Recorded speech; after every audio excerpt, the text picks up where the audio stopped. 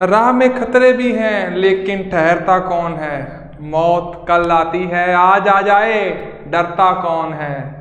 तेरे लश्कर के मुताबिक मैं अकेला हूँ, तेरे लश्कर के मुताबिक मैं अकेला हूँ, लेकिन फैसला मैदान में होगा कि मरता कौन है।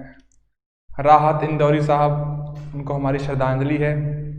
उनके इस खूबसूरत शेर के साथ मैं गुरिंदर सिंह आपके क्लास में, इस ऑनलाइन स्ट्रीम में आपका स्वागत करता हूँ। हम पढ़ रहे थे salient features of Indian constitution.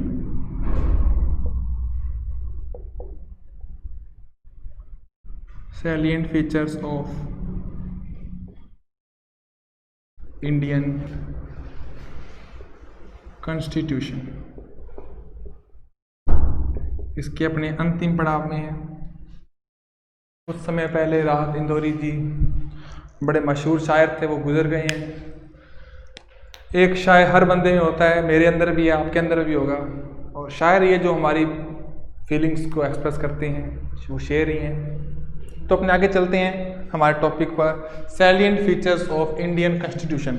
हमने देखा कि हमारा जो संविधान है, इसके जो कुछ अच्छे फीचर्स हैं, वो क्या क्या फीचर्स हैं, अपने उसके बारे में पढ़ रहे थे। उसके बारे में अपने डिटेल से देखा कि क्या क्या है जिससे अपना संविधान खूबसूरत है। इसके अंदर फंडामेंटल राइट्स हैं, डीपीएसपीज दिए गए हैं, इसके अंदर बहुत चीज़ें हैं। तो अपने जो लास्ट में अभी पढ़ा था रिसेंटली, वो था कि India is advocate of world piece. मैंने अब कल इसके बारे में आपसे चर्चा की थी कि India is Indian constitution, according to Indian constitution India should be advocate of world peace. अब इसका मतलब क्या है? अब आर्टिकल 51 में मैंने आपसे कल इसके बारे में चर्चा भी की थी, आज थोड़ा वापस करते हैं। आर्टिकल 51, तो देखिए जब भारत आज़ाद हुआ, इंडिया फ्री हुआ, ब्रिटिश रूल से बाहर आया, वो डेट थी 15 अगस्त 1947। हमारा कॉन्स्टिट्यूशन जो बनने लगा है वो डेट थी 9 दिसंबर 1946। इससे जस्ट एक साल पहले 1945 को दुनिया की सबसे बड़ी जंग, सबसे बड़ी वॉर, सेकेंड वर्ल्ड वॉर खत्म हुई थी। ओके, इतनी ज़्यादा लड़ाई हुई, इतना ज़्यादा नुकसान हुआ, इतनी ज़्यादा कैजुअलिटीज़ हुई, लगभग मानते हैं कि 5 करोड़ लोग डायरेक्टली या इनडायरेक्टली इसके कारण मर गए थे। और पूरी की पूरी दुनिया इससे इफेक्टेड हुई थी। ओके, वर्ल्ड की जो बड़े बड़े देश थे, ब्रिटेन, रशिया, यूएस, वो मतलब एक टाइम से बैंकरप्ट हो गए थे, दिवालिया हो गए थे वो देश, उनके पास पैसे खत्म हो गए थे। आप देखो, एक मिसाइल करोड़ों की आती है, कितनी मिसाइलें चली, लगातार 5 साल युद्ध हुआ, वॉर चलती थी। तो मतलब एक चीज तो पता चल गई है कि जो वॉर है, जो युद्ध है, उससे कुछ नहीं होता। लास्ट में करनी क्या होती है? डील करनी होती है, हाँ ठीक है हम बस करेंगे। ओके, तो ये चीज़ हमारे जो कॉन्स्टिट्यूशनल फ्रेमर्स थे उन्होंने भी फील करी कि वॉर नहीं होना चाहिए। हर देश को अपनी जो पावर है, अपनी जो स्ट्रेंथ है, अपना जो एक्सेलरेशन है, अपना जो वेग है, उसे अपने देश के डेवलपमेंट में लगाना चाहिए। देश के डेवलपमेंट में अपना सारा जोर लगाना चाहिए, ना कि कहीं बाहर किसी और देश के साथ लड़ाई में। ओके, तो इंडिया है वो वर्ल्ड की पीस का एडवोकेट, मतलब उसको आगे ले जाने वाला होना चाहिए। इंडिया की पॉलिसीज ऐसी होनी चाहिए कि ना तो वो अपने पड़ोसियों से लड़े, या फिर किसी और देशों की आपस में कोई लड़ाई हो रही है तो उनको भी शांत करवाए, भी ठीक है यार, अपने हैं, सभी अपने भाई बंधु हैं, ठीक है। तो इसके लिए हमारे वेदों से, हमारे गीता से एक इन्होंने श्लोक लिया है कि जो इंडिया है वो फॉलो करता है वसुधैव कुटुंबकम। इसके बारे में कल मैंने आपको बताया था, इंडिया फॉलो करता है वसुधैव कुटुंबकम।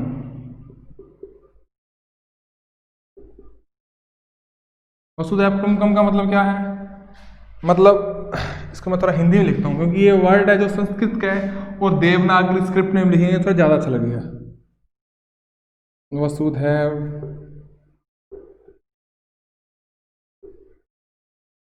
कुटुंबकम, वसु, वसु बोलते हैं अर्थ, पृथ्वी को, दुनिया को, मतलब पूरी दुनिया एक है। ये श्लोक मैंने कल आपको सुनाया था वैसे तो, लेकिन आज मैं इसको दोबारा रिपीट कर रहा हूँ। ये पूरा श्लोक क्या है? इयमं निज परो वेत्ति गन्ना लघु चेक्षाणा उदार चित्राणा तू वसुधैव कुटुम्बकम्। मतलब क्या इसका? ये मेरा है, वो तेरा है, ये मेरा है, वो तेरा है, वो उसका है, मैं ये लूंगा। ऐसी बातें छोटे दिल वाले लोग करते हैं। बड़े दिल वाले लोगों के लिए पूरी दुनिया एक परिवार है। ठीक है, ये इसका मतलब है, पूरी दुनिया एक परिवार है। Whole world is a family. वसुधैव कुटुम्बकम का मतलब यही है कि whole world is a family. Okay, इसका ये मतलब है। अब समझते हैं अभी इसमें क्या चीज़ है। जैसे एक परिवार है, एक परिवार में लोग आपस में लड़ते हैं? नहीं लड़ते। वैसे बहस हो जाती है, ये तो नहीं भी ऐसे पूरा लाठी बालों से लड़ पड़े हैं, ऐसा तो कभी नहीं होता ना। तो वैसे ही है, पूरी दुनिया एक परिवार है, सभी को एक परिवार की तरह, भाई बंधु की तरह रहना चाहिए, आपस में लड़ना नहीं चाहिए। जो आप अपनी एनर्जी, अपनी स्ट्रेंथ लड़ाई में लगाओगे, अगर उसी स्ट्रेंथ को आप अपने अंदर, उसी खर्चे को, उसी पैसा को, उसी इकोनॉमी को आप अपने अंदर लगाओगे तो देश कितना आगे चला जाएगा। ठीक है, ये बात इंडिया कह रहा है। तो इंडिया की पॉलिसी ऐसी होनी चाहिए कि अपने वर्ल्ड पीस को प्रमोट करें। कल अपने इसके बारे में डिटेल से पढ़ा था, तो आज अपना नेक्स्ट टॉपिक करते हैं। नेक्स्ट टॉपिक बहुत ही इंपॉर्टेंट टॉपिक है आज के टाइम में, वो है एमरजेंसी प्रोविजन। देखते हैं क्या है एमरजेंसी प्रोविजन।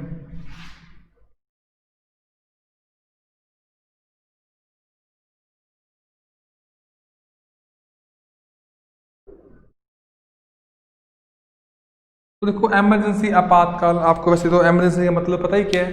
तो हमारे देश में क्या है, कभी कभी क्या होता है कि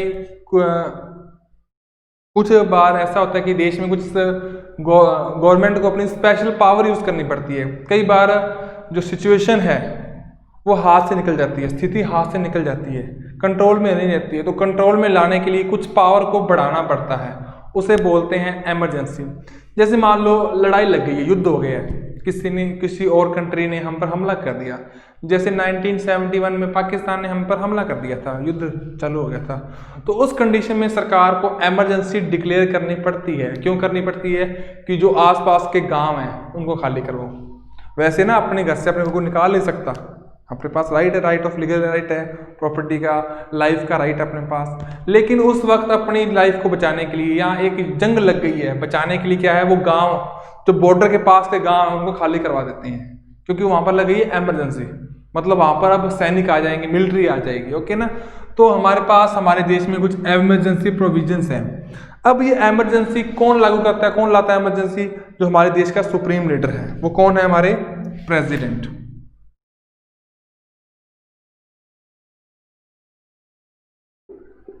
ओके, हमारे देश के जो सुप्रीम कमांडर है वो है हमारे प्रेसिडेंट, हमारे राष्ट्रपति। इनके पास पावर है इमरजेंसी लगाने की। अब ये इमरजेंसी अपनी मर्जी से नहीं लगा सकते। इमरजेंसी इनको कब लगाएंगे? ये जब इनको कैबिनेट एडवाइस करेगी। देखो, बहुत सारे मंत्री होते हैं, लेकिन मंत्रियों की एक स्पेशल टीम होती है, उनको बोलते हैं कैबिनेट मिनिस्टर। अपने आगे पढ़ेंगे इनके बारे में क्या होता है कैबिनेट। तो जब भी कैबिनेट है, जो कैबिनेट के अंदर ही होते हैं हमारे प्राइम मिनिस्टर। जब प्राइम मिनिस्टर वाली जो कैबिनेट है इनको एडवाइस करेगी या इनको कहेगी कि इमरजेंसी लगा दो, ये तभी लगाएंगे, अपनी मर्जी से नहीं लगाएंगे। ठीक है, तो इमरजेंसी लगाने का काम किसका है? प्रेसिडेंट का, और वो लगाते हैं कैबिनेट की एडवाइजरी पर। ठीक है, और इमरजेंसी लगाने के बाद, अगर इमरजेंसी लगाने के बाद इसको अपने रिवोक नहीं कर सकते भी, ऐसे कैसे लगा दी, इनको अपने कोर्ट में सीधा ही चैलेंज नहीं कर सकते, इनके पास पावर है। ओके, लेकिन इमरजेंसी लगाने के बाद इसको पास करवानी पड़ती है पार्लियामेंट से। कब करवानी पड़ती है? 2 मंथ्स के अंदर अंदर। एक केस में 1 मंथ भी है, लेकिन 2 मंथ्स के अंदर अंदर मैक्सिमम इसको पास करवाना पड़ता है कि अब फिर आगे बढ़ेगी, नहीं तो ये कैंसिल हो जाएगी, इमरजेंसी खत्म हो जाएगी। ठीक है ना। इसको देखो मान लो आज जंग लग गई है, ठीक है। ये तो यानी आज पार्लियामेंट में सभी को बुलाएंगे, इतने सारे मेंबर है, और उनको बुलाकर कहेंगे कि हाँ वोटिंग करो, एमरजेंसी लगाएं या ना लगाएं। इतना जल्दी नहीं, तो एमरजेंसी मतलब एकदम लगानी है, तो एक बार वो जल्दी जल्दी में एमरजेंसी लगा देंगे, फिर इसको पास करवाएंगे भी हाँ एमरजेंसी लगाना सही है या नहीं है। तो इसको पास करवाने के लिए एक पार्लियामेंट में सेशन बुलाएंगे, ओके, दोनों में, लोकसभा और राज्यसभा में सेशन बुलाएंगे। अब वहां पर अगर इसको मेजोरिटी से पास कर दिया गया है तो ये एमरजेंसी एक्सटेंड होकर 1 साल तक जा सकती है, ओके। ये चीज है एमरजेंसी। अब एमरजेंसी लगाएगा कौन? प्रेसिडेंट। कब लगाएगा? कैबिनेट की एडवाइस पर, ओके। तो ये कितने टाइम तक लगी रहेगी? ये 1 साल तक लगी रह सकती है, और तभी लगेगी जब इसको पार्लियामेंट पास कर देती है मेजोरिटी से। सीधा ही पार्लियामेंट पास क्यों नहीं करती? क्योंकि जब मान लो जंग लग गई है, तो जंग लगने के टाइम क्या है, एकदम से तो बुला नहीं सकते अपने, एकदम से तो इनको सभी बुला नहीं सकते अभी आओ पास करें, तभी तो एकदम लगानी पड़ती है इमरजेंसी, बाद में इसको पास करवा देते हैं। अब इमरजेंसी हमारे कॉन्स्टिट्यूशन में 3 टाइप की है। अब वो इमरजेंसी कौन कौन सी है अपने उसके बारे में डिटेल से देखते हैं।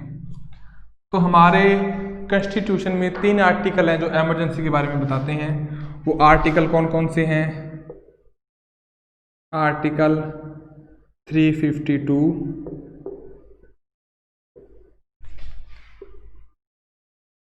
आर्टिकल 356,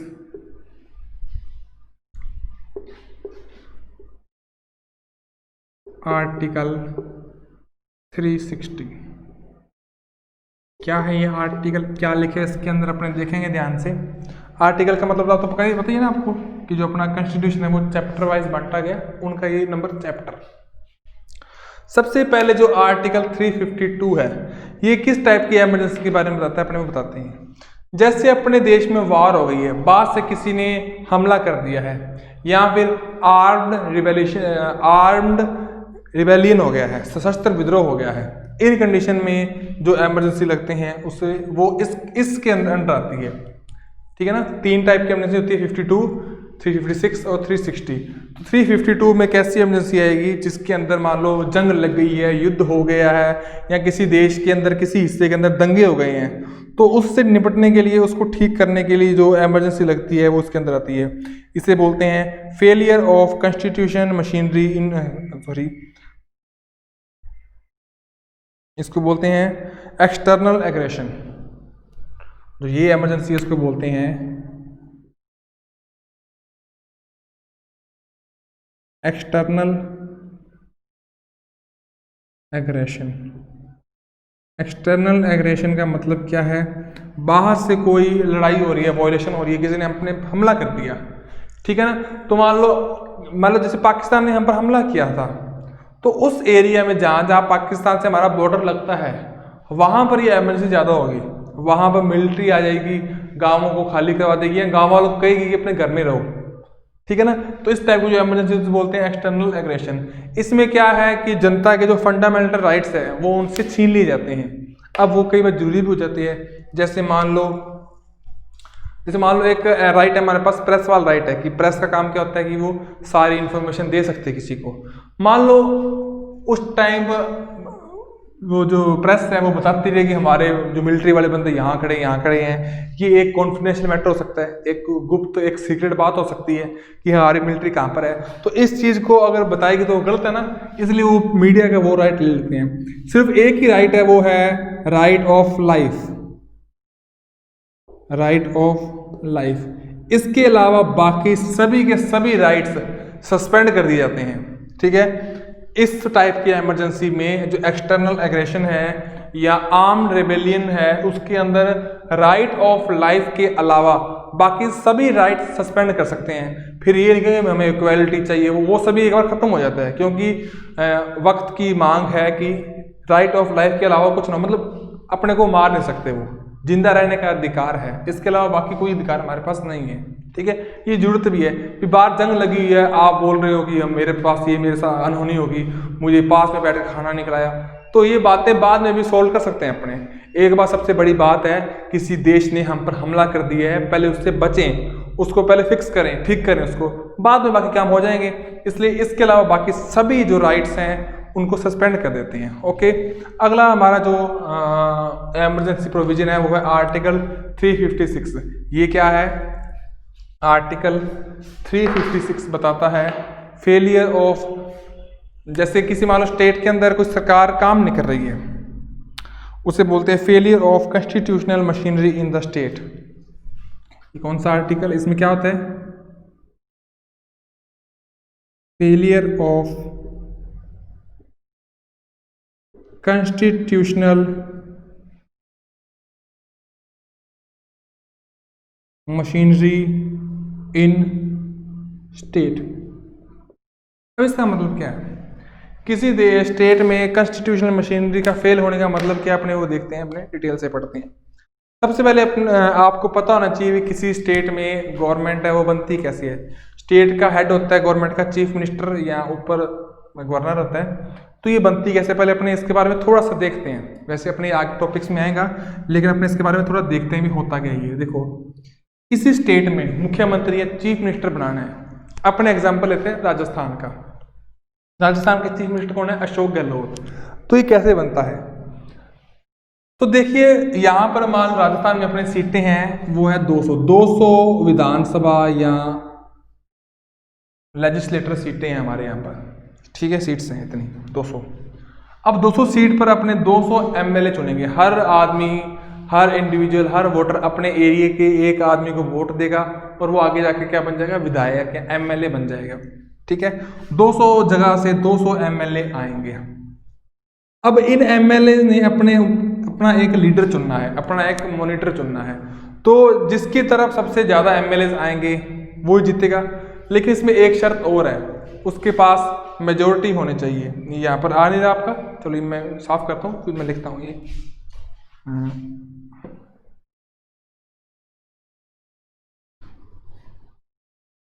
देखिए, मान लो अपनी विधानसभा है, अपनी लेजिस्लेटिव असेंबली है, उसमें 200 लोग हैं। तो इनका लीडर, इनका मॉनिटर बनाएंगे अपने चीफ मिनिस्टर को। ओके, तो क्या होता है? 200 का हाफ कितना होगा? इसकी मेजोरिटी कितनी होगी? Simple majority. इसके आधे लोग कितने हैं? 100। उससे एक ज़्यादा, मतलब 101। 101 को बोलते हैं इसकी सिंपल मेजोरिटी। सिंपल मेजोरिटी मतलब 101 लोग जिसकी तरफ वोट डालेंगे वो बंदा बनेगा चीफ मिनिस्टर। ओके, ये बात क्लियर है। अब इसके बाद क्या है? मान लीजिए ये बन गया। अब क्या हुआ था? अब मान लो एक पार्टी है, उसके पास मान लो सीट्स आई हैं, मान लो 90 सीट्स आई हैं, ठीक है। अभी भी वो मेजोरिटी से कितनी दूर है? 11 सीट्स दूर है। मान लो एक के पास 30 आई हैं, ये इसके साथ कर ले दोस्ती भी, हाँ अपने दोस्त बन जाते हैं, वो मिल लेते हैं, ये दोनों इकट्ठे हो जाएं तो कितने हो गए? 120। अब ये अपने अंदर से एक बंदा चुन सकते हैं, तो वो बंदा बन जाएगा चीफ मिनिस्टर, ठीक है। मान लो कल को क्या है कि ये लोग इनसे लड़ पड़े भी, यार तुम तो मेरी बात सुन ही नहीं रहे हो, तुम तो पॉलिसीज में हमारी बात सुन ही नहीं रहे हो, हम तो तुम्हारे से अपना जो वापस लेते समर्थन, तो क्या होगा? ये वापस रह जाएंगे 90। तो 90 लोग के पास मेजोरिटी 101 की नहीं है, तो वो सरकार बना सकते हैं? नहीं बना सकते। तो अगर बने ही ना लंबे टाइम तक, तो इसको बोलते हैं फेलियर ऑफ कॉन्स्टिट्यूशन मशीनरी। मतलब यहाँ पर एक संवैधानिक तंत्र है वो विफल हो चुका है। एक तो ये केस है, एक इसके अलावा और क्या होता है? मान लो कहीं पर कोई कॉन्स्टिट्यूशन की बात मान ना रहा हो, वहाँ पर पुलिस की बात या फिर वहाँ पर काम खराब हो जाए, आर्म्ड रेबेलियन हो जाए या कुछ ऐसा हो जाए जिससे वहाँ पर सिस्टम फेल हो जाए, कोलैप्स कर जाए सिस्टम, ठीक है। तो उस कंडीशन में क्या होता है? इनके ऊपर, स्टेट के ऊपर एक ऑफिसर है, एक अधिकारी होता है, इसका नाम है गवर्नर। इनका जो हेड है, स्टेट का जो हेड है वो गवर्नर है। वो प्रेसिडेंट को बोलेगा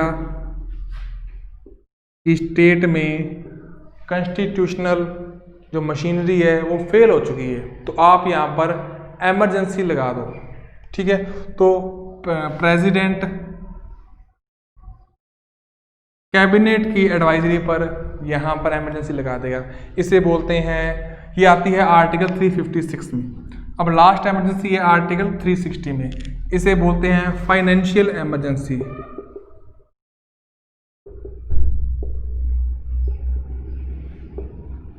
अब ये क्या है, मान लो भी देश में खर्चे खुर्चे बहुत ज़्यादा हो गए, इनकम हो रही है कम, देश को पैसों की जरूरत है। अब आपको पता है कि हमारे देश के अंदर कितने सारे गवर्नमेंट एम्प्लॉइज हैं, लगभग 35 लाख तो सेंटर के अंदर ही आते हैं, फिर स्टेट्स भी अपने अपने हैं, तो उनको कितनी सैलरी देनी पड़ती है, कई हजार करोड़ का बजट होता है हर महीने सैलरी देने के लिए।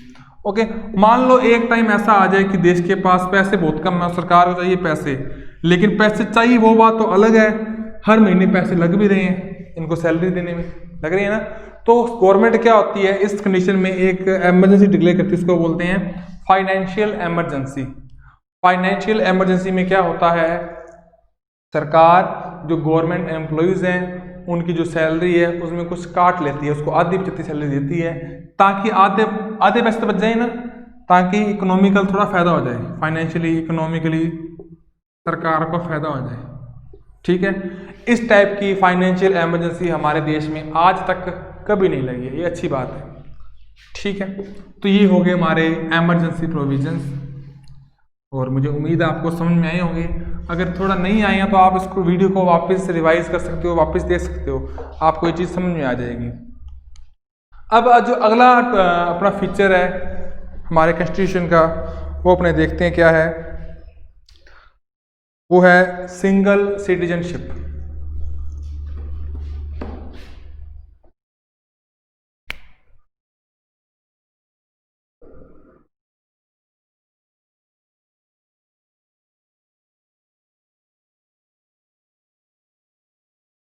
ये क्या है, देखो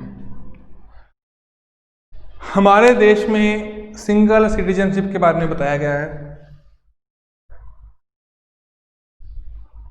देखिए क्या है ये सिंगल सिटीजनशिप क्या है,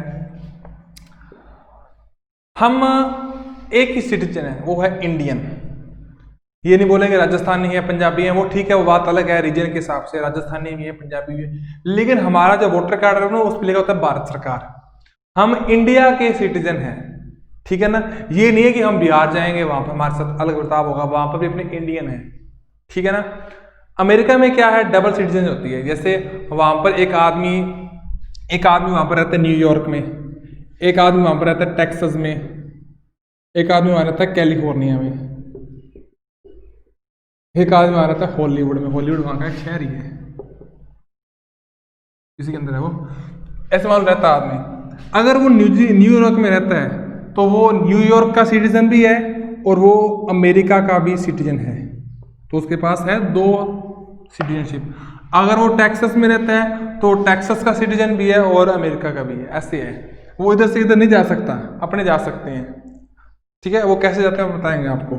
तो अपने जो सिटीजन है वो सिर्फ इंडिया के, हमारे पास सिंगल सिटीजनशिप है।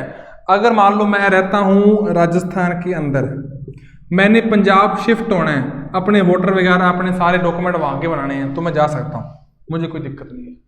ठीक है ना, अगर मैं यहाँ पर अभी राजस्थान का सिटीजन हूँ, मतलब सिटीजन तो मैं इंडिया का ही हूँ, अगर राजस्थान में रहता हूँ, मैं यहाँ का, मेरा डोमिसाइल यहाँ का है, तो मैं चेंज कर सकता हूँ, कोई दिक्कत नहीं आएगी मुझे। ठीक है ना, क्योंकि मैं है तो इनडायरेक्टली इंडिया का ही ना, एक भारतीय हूँ, इंडियन हूँ मैं।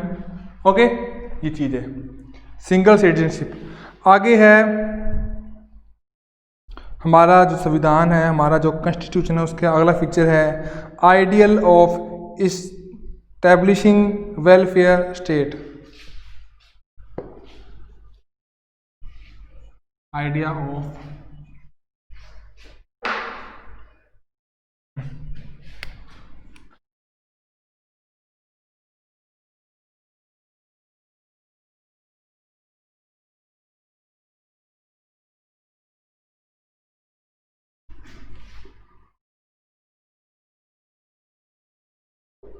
इस बार ये आपकी जो बुक है राजस्थान बोर्ड की बहुत अच्छी बुक है, पीछे अब NCERT आ रही है, वो इतनी मज़ेदार नहीं जितनी ये बुक्स हैं। आप बुक में पढ़ा करो, देखो मैं पढ़ा रहा हूँ, अच्छी बात है, नोट्स भी मिल जाएंगे आपको, लेकिन जो कंटेंट आपको बुक में मिलेगा ना वो नहीं कहीं मिलेगा, अनबीटेबल है बुक की बराबरी कोई नहीं कर सकता, इसलिए आप जितना हो सके बुक पढ़ा करो। ओके, मैं आज भी बुक्स पढ़ता हूँ। आप जानते होंगे कि जो लोग आगे जाकर जिन्होंने +2 कर ली है, फिर BA BSc या MA सब पढ़ाइयाँ कर लेंगे हैं, आगे जाकर जो लोग कंपटीशन की तैयारी कर रहे हैं, जानते हो आप वो क्या बुक्स पढ़ रहे हैं? वो बुक्स पढ़ रहे हैं स्कूल की बुक्स, 9th to 12th की बुक्स पढ़ते हैं वो। सबसे ज़्यादा रेलेवेंट यही है, सबसे ज़्यादा टॉपिक इसी के अंदर पढ़े हैं, तो आप अपनी बुक्स ध्यान से पढ़ा कीजिए। तो अपने आज पढ़ रहे हैं कि idea of establishing welfare state.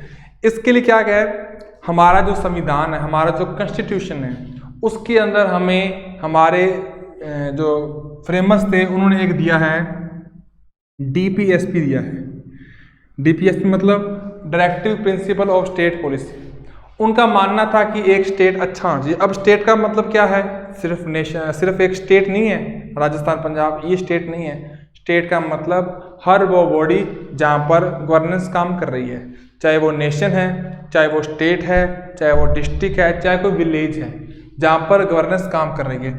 हमारे संविधान ने हमें DPSP दी हैं। मतलब कि क्या इसका मतलब है कि how a state should be, how a state should be. तो देखो, जब देश आज़ाद हुआ, आज़ाद होने से पहले बहुत सारे फ्रीडम मूवमेंट हुए, ठीक है। तो उस समय जो लीडर्स थे उन्होंने सभी तबकों को कहा था कि आप लोग हमारा साथ दो, जब देश आज़ाद होगा तो हम ऐसी स्कीम्स लेकर आएंगे जिससे आपका वेलफेयर हो, आपका भला हो, आपको भी हम आगे बढ़ाएंगे, आगे बढ़ने के लिए मौके देंगे। तो देखो, जो लोग पिछड़े हुए हैं, यानी जो SC ST थे, शेड्यूल्ड कास्ट, शेड्यूल्ड ट्राइब्स थे, तो उनको आगे बढ़ाने के लिए जरूरी था कि उनका जो रास्ता थोड़ा आसान कर दें, ठीक है ना। तो देखो, जब जो पहले से ही सक्सेसफुल लोग हैं, अच्छी वेल सेटल्ड लोग हैं, उनके बच्चों को आगे आने में कोई दिक्कत नहीं है, क्योंकि उनको बड़े रिसोर्सेज मिले, स्कूल मिले, सब कुछ मिले। लेकिन जो गरीब लोग थे, जो शेड्यूल्ड कास्ट थे, ना तो उनका कोई लीडर था, ना उनको आगे आने के लिए उनके पास कोई एजुकेशन थी। तो एजुकेशन में एंटर करने के लिए ही उनके पास काबिलियत नहीं थी, उनके पास इतना टैलेंट नहीं था कि वो इस सिस्टम में एंटर कर दें। तो एंटर कराने के लिए सिस्टम में फिर ही उनका भला होगा, तो उसके लिए थोड़ा सा रास्ता आसान कर दिया गया, वो था रिजर्वेशन। तो DPSP में क्या किया था, स्टेट ने रिजर्वेशन दिए है सिर्फ नौकरियों में नहीं, ये तो अलग बात है। सबसे पहला रिजर्वेशन क्या आया था, रिप्रेजेंटेशन में। देखिए, हम सभी लोग हमारा लीडर चुनते हैं, हमारा जैसे देश का लीडर कौन है, हमारे प्रधानमंत्री हैं, ओके। तो हम डायरेक्ट नहीं चुनते हैं, हर एरिया से एक MP चुना जाता है। MP क्या होता है, member of parliament, MP from Lok Sabha. हर रीजन से एक MP लोकसभा के लिए चुना जाता है। जैसे गंगानगर रीजन का निहालचंद मेघवाल है, बीकानेर में अर्जुन राम मेघवाल है, ऐसे हर जगह से अलग अलग MP चुने जाते हैं, ठीक है। वो जाके रिप्रेजेंट करते हैं लोकसभा को। अब देखो, जो जैसे मान लो SC या ST के लोग थे उस टाइम, उनको कोई जानता ही नहीं था, तो उनका लीडर कैसे बनेगा, ठीक है ना। अगर वो वोट लेंगे तो उनको वोट कौन देगा, कोई नहीं देगा उनको, क्योंकि इतने उनकी पहचान नहीं है, इतना उनका मजबूत स्ट्रॉन्ग पर्सनैलिटी नहीं है उनकी कि उनको वोट मिल जाएंगे। तो उनको आगे लाने के लिए क्या रिजर्वेशन दिया गया इन सीटों में। तो वैसे कितनी है, 545 सीट्स हैं। तो शुरुआत में रिजर्वेशन दिया गया था हर 10 साल के लिए, 10 साल के रिजर्वेशन दिया था, इसको आगे बढ़ाते रहते हैं। तो सबसे पहले जो रिजर्वेशन मिला था वो कितना था, उसके अंदर जो SC थी, आज के टाइम जो SC है, SC को 84 सीट्स का रिजर्वेशन है, और ST को कितना है, ST को 47 सीट्स का रिजर्वेशन है। इन सीटों पर इन्हीं के कैंडिडेट्स आ सकते हैं, इनके अलावा कोई और कैंडिडेट्स नहीं आ सकते, समझ गए। अब आगे और DPSP में क्या है, देखो, एक स्टेट को वेलफेयर बनाना है, तो वेलफेयर बनाने के लिए वहाँ पर अच्छी अच्छी स्कीम्स आनी चाहिए, वहाँ पर जॉब की अच्छी अपॉर्चुनिटी होनी चाहिए, वहाँ के जो लोग हैं उनकी बढ़ाई के लिए, एक उनके लाइफस्टाइल को, लाइफ स्टैंडर्ड को ऊपर उठाने के लिए सरकार को काम करना चाहिए। अब वो कैसे, अच्छी सड़कें बनाए, अच्छे स्कूल खोले, कॉलेज खोले, हेल्थ के लिए अच्छे हॉस्पिटल खोले, अच्छा इंफ्रास्ट्रक्चर हो, ये सारे काम किसके हैं, सरकार के हैं। ये है एक वेलफेयर सोसाइटी। तो इसके लिए हमारे कॉन्स्टिट्यूशन में DPSP दिए गए हैं। ये हमारे संविधान की खूबसूरती है कि सरकार का ये फर्ज है कि वो अच्छा काम करें, ठीक है। अब इसके अलावा और क्या था, सरकार की रिस्पॉन्सिबिलिटी कि वो UCC लेकर आए, यूनिवर्सल सिविल कोड लेकर आए, जिससे वो सभी जो नागरिक है, सभी जो सिटीजन हैं, उनके लिए एक साथ नियम बना सकें। अब जो मुस्लिम है वो तो 4 शादियाँ कर सकता है, हिंदू है वो 1 कर सकता है, इस चीज़ को वो ख़त्म करे, ओके। और क्या था, सभी के लिए पंचायत बनाए, क्या बनाए, पंचायत, जैसे पंचायत, ग्राम पंचायत है ना, पंचायत समितियां हैं, ये बनाए। अब ये चीज़ हमारे कॉन्स्टिट्यूशन में लिखी हुई है कि एक स्टेट को, एक सरकार को, गवर्नेंस को ये चीज़ें बनानी चाहिए। अब ये क्यों बनानी चाहिए? देखो, हमें अगर कोई प्रॉब्लम है तो हम सबसे जल्दी किसको मिल सकते हैं? हमारी अटैचमेंट किसके साथ है? प्रधानमंत्री के साथ, मुख्यमंत्री के साथ, या गांव के सरपंच के साथ। अगर कोई प्रॉब्लम है, प्राइम मिनिस्टर को तो अपने कभी मिल ही नहीं सकते, चीफ मिनिस्टर तो बहुत मुश्किल की बात है। लेकिन कोई भी काम है, कोई पंगा हो जाए, कहीं पर कोई लड़ाई हो जाए, सीधे जाएंगे सरपंच के पास, अभी यार काम करवा, पहले जाके चाय चुई पियेंगे वहाँ पर आराम से, फिर बात बताएंगे। ठीक है, राजस्थान में तो पहले जाके वहाँ पर तैयार होते हैं, हुक्के आके पीते हैं, फिर काम करते हैं। मतलब सरपंच के साथ एक पर्सनल अटैचमेंट है। ये क्यों है? क्योंकि वो एक लोकल सिस्टम है, पंचायत। इसलिए सरकार ने, हमारे जो कॉन्स्टिट्यूशन ने सरकार को कहा है कि पंचायत को प्रमोट करें। ठीक है, ये थी हमारी silent idea of welfare state. आगे देखते हैं आगे और क्या है, क्वेश्चन आंसर देखते हैं अपने चैप्टर लास्ट स्टेज में। अपना एक आधा फीचर कोई और पढ़ा तो आप करवा देते हैं।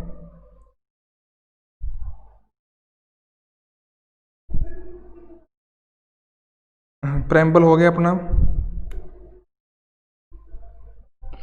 अब इसके क्वेश्चन आंसर रह गए हैं। क्वेश्चन आंसर आपको नेक्स्ट लेक्चर में करवाएंगे। तब तक के लिए विदा लेते हैं। धन्यवाद।